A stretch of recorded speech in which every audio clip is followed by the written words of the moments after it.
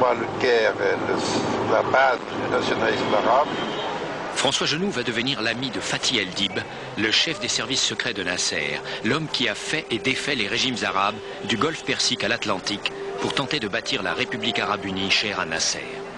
C'est pas facile de dire quelque chose pour un homme qui a travaillé dans une affaire formidable de aider les gens qui luttent pour son pays. Il a travaillé avec nous. Avec nous, c'est qui avec nous? Avec tous les pays arabes, avec tout l'Égypte, qui met tous les moyens d'aider les peuples algériens, tunisiens, marocains,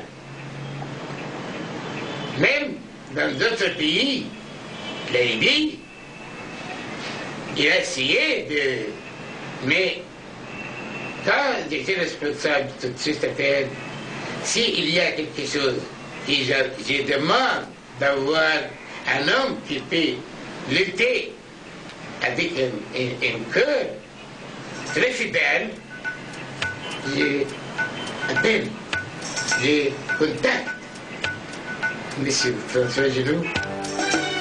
Pour Fatih El-Dib, François Genoux était non seulement une des passerelles les plus importantes qu'il ait eues avec l'Europe, mais aussi un stratège de l'action clandestine sur lequel il pouvait s'appuyer.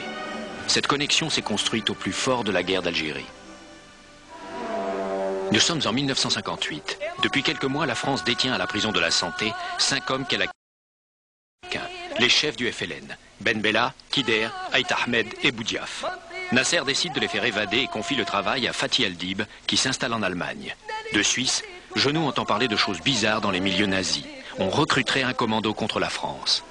J'apprends que quelque chose se trame par précisément mon représentant de l'Association internationale des amis du monde arabe en Allemagne, qui me dit à quelqu'un que j'aimerais absolument que vous rencontriez.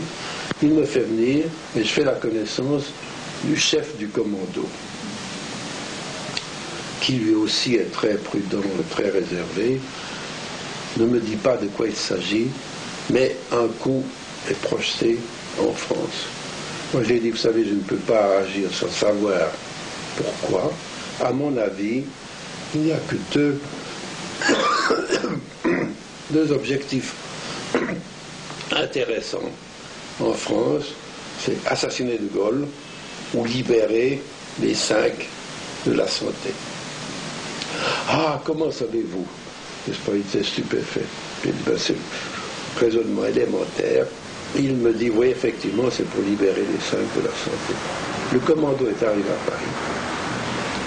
Ils sont descendus dans un petit hôtel près de la gare de l'Est. Ils étaient, je crois, 5. Je ne sais plus combien.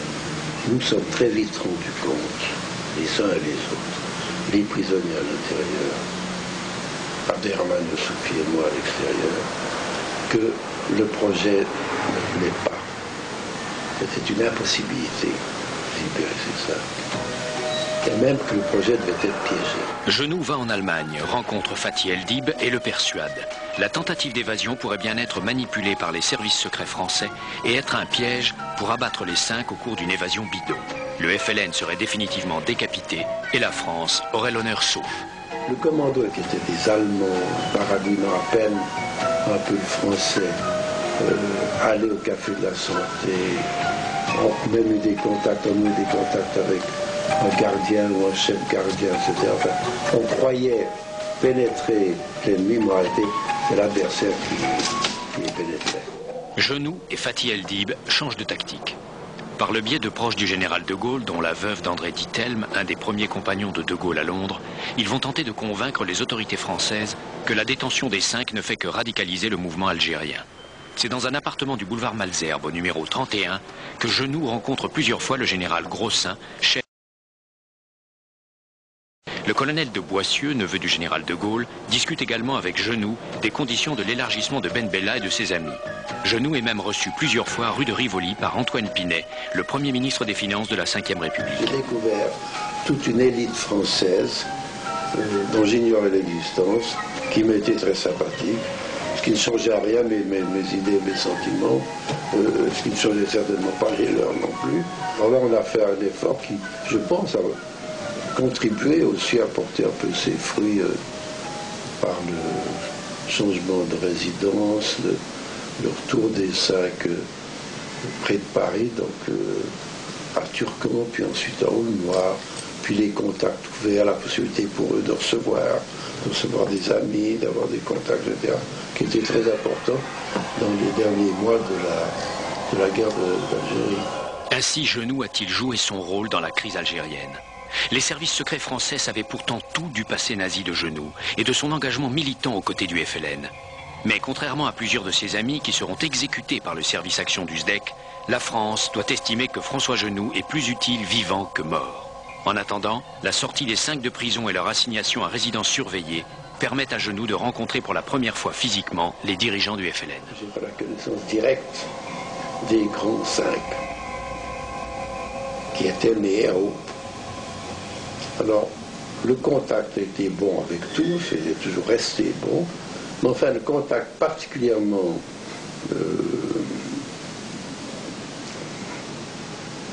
sympathique et touchant, c'était avec Mohamed Kider et Ben Bella, parce qu'il y avait des tendances entre eux.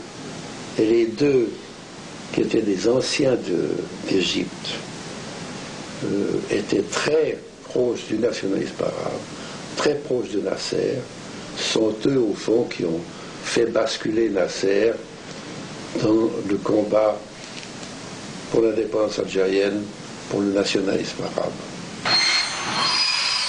Genoux n'en continue pas moins de veiller sur ses amis hitlériens. Le 22 mai 1960, Israël récupère l'organisateur de l'Holocauste, Adolf Eichmann, en Amérique latine. François Genoux se démène pour lui procurer un avocat et lui conseille une stratégie de défense, la fameuse stratégie de rupture. Refuser de répondre à toutes les questions, nier la légitimité des juges. Une stratégie de rupture que reprendra à son compte Maître Vergès dans les années 80. Ça doit être un refus total et absolu de parler. Eichmann s'est montré très docile, il a parlé. Moi, par la défense d'Eichmann. Adolf Eichmann sera exécuté le 31 mai 1962.